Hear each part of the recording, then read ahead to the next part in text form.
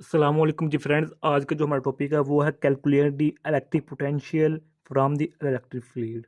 Calculate the potential from the electric field या इसको electric potential भी कह सकते हैं। ओके, तो calculate the electric potential from the electric field, तो ये हमारे पास EMT का इलेक्ट्रिसिटी एंड मैग्नेटिज्म का लेक्चर नंबर 12 है, सॉरी लेक्चर नंबर 20 है। तो इसमें अगर आप लोगों ने अभी तक हमारे पीछे लेक्चर्स नहीं देखे तो ये इनके लिंक्स आप लोगों को डिस्क्रिप्शन में मिल जाएंगे, तो आप ये लेक्चर्स देख सकते हैं।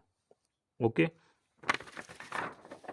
ये तमाम लेक्चर्स हमने इन पर बात की हुई है, इनके लिंक्स जो होंगे वो डिस्क्रिप्शन में मिल जाएंगे। ये हमारे पास एप्लीकेशन में गॉसिस लॉ है 1 2, ये हमारे पास 3 4 है, तो देखें। ओके, तो आज की जो हमारा टॉपिक है वो ये है, लेक्चर नंबर 20 है, calculate the electric potential from the electric fields.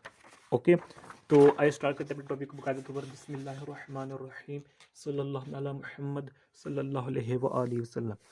ये देखें हमारे पास सबसे पहले आप लोगों को हैरानी होगी मैंने क्या ये कांटे कुंटे लगाए हुए हैं। ये देखें हमारे पास एक्चुअली हमारे पास ये इलेक्ट्रिक फील्ड है।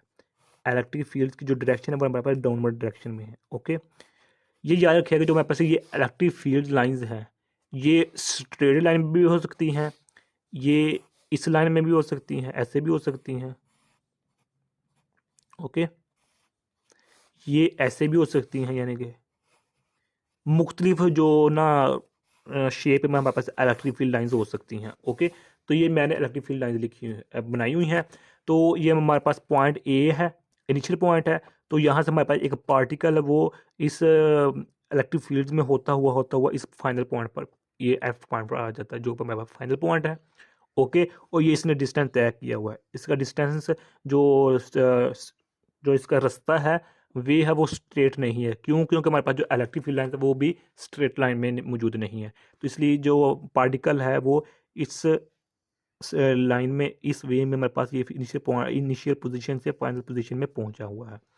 ओके, तो अब यहाँ इसको हम इसके कैलकुलेशन करते हैं। देखें कि ये हमारे पास फार्मूला है, इस फार्मूले की मदद से हम electric potential from the electric field निकाल लेंगे। तो ये हमारे पास फार्मूला किस तरह आया? चूंकि हम जानते हैं, जो आप जानते हैं कि जो हमारे पास वर्क का फार्मूला होता है वो किसके इक्वल होता है? एफ डी के इक्वल होता है हमारे पास वर्क का फार्मूला। ओके, तो अब हमारे चूंकि ये कंप्लीट वर्क के लिए होता है, अगर हम इसको हम स्मॉल वर्क के लिए लिखें तो हम इस तरह लिख सकते हैं एफ। ओके, इधर हम DS या DR लिख सकते हैं। वो अब हम इसको डायग्राम को देखते हैं कि हमने इनिशियल पोजीशन से लेकर फाइनल पोजीशन तक वर्क फाइंड करना है।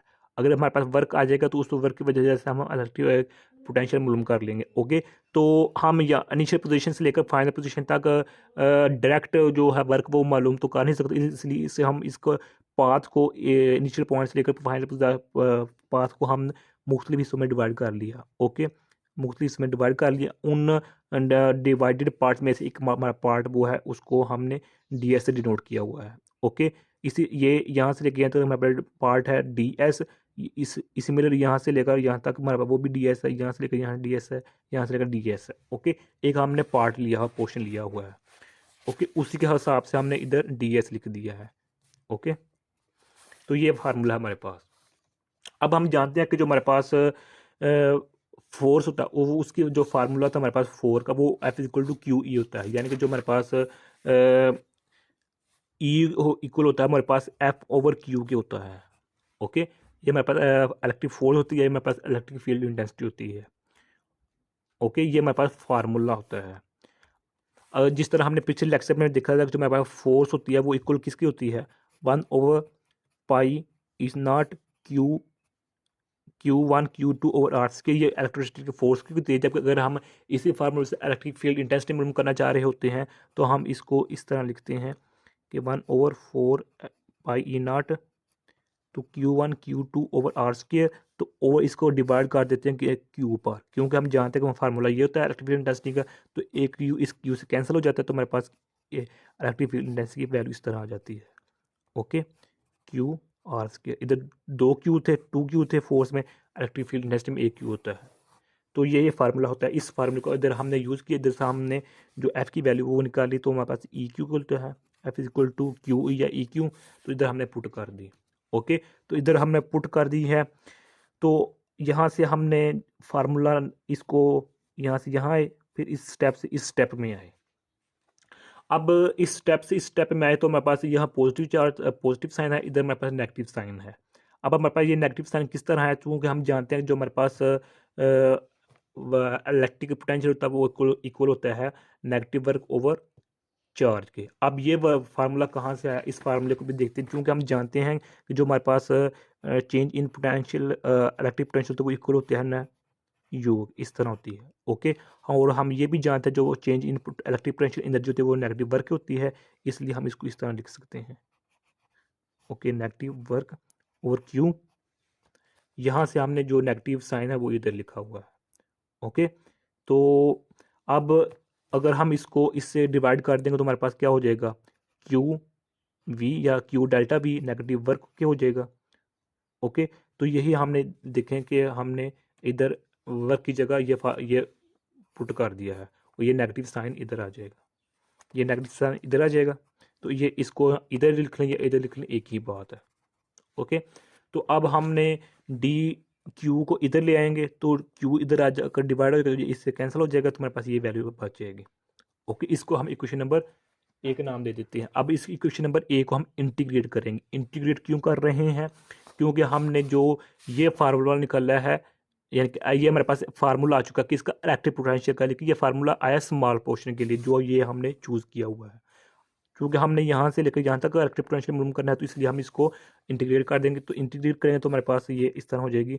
इनिशियल वैल्यू होगी वो आई है, फाइनल वैल्यू एफ है। तो हमने इस यहाँ से फिर इस तरह है। ओके, तो हम इनिशियल की जगह 0 पुट कर सकते हैं और फाइनल जगह आर पुट कर सकते हैं, क्योंकि हमारे पास इनिशियल पोजीशन पर आर की वैल्यू 0 थी, लेकिन फाइनल पॉइंट पर जो हमारे पास वैल्यू आर की वो है पॉजिटिव है, यानी कि यहाँ से लेकर ताकि जो हमारा डिस्टेंस है उसको हम आर से डिनोट कर रहे हैं। तो इधर हमने आर पुट कर दिया। तो अब इसको डॉट प्रोडक्ट खत्म करें तो हम काज लगा देंगे, क्योंकि हम जैसा कि हम जानते हैं अगर डॉट को खत्म करके हम काज लगाते, अगर क्रॉस होता तो हम इधर साइन लगाना था। ओके, इधर काज की वैल्यू 0 है, तो काज 0 किसकी इक्वल होता है, 1 की इक्वल होता है। तो हमारे इधर इसके साथ डिवाइड किया मल्टीप्लाई किया तो हमारे पास ये वैल्यू आ गई। ओके, यानी कि हमारे पास इलेक्ट्रिक पोटेंशियल की वैल्यू ये आ चुकी है। ओके, तो अब इधर हम इसको इंटीग्रेट कर देंगे, इस पार्ट को इंटीग्रेट करेंगे तो हमारे पास ये कंप्लीट आर आ जाएगा। चूँकि हमारे पास डी एस ये है स्मॉल के लिए है, लेकिन यहाँ से लेकर यहाँ तक जो हमारे पास डिस्टेंस उसको हम आर से डिनोट कर रहे हैं, तो इसलिए हमारे पास ये आर आ गया और ये फाइनल हमारे पास इलेक्ट्रिक पोटेंशियल का फार्मूला आ चुका है। यहाँ एक क्वेश्चन रह गया, वो ये कि हमारे पास ये जो एंगल है वो हमारे पास 0 कैसे होता है।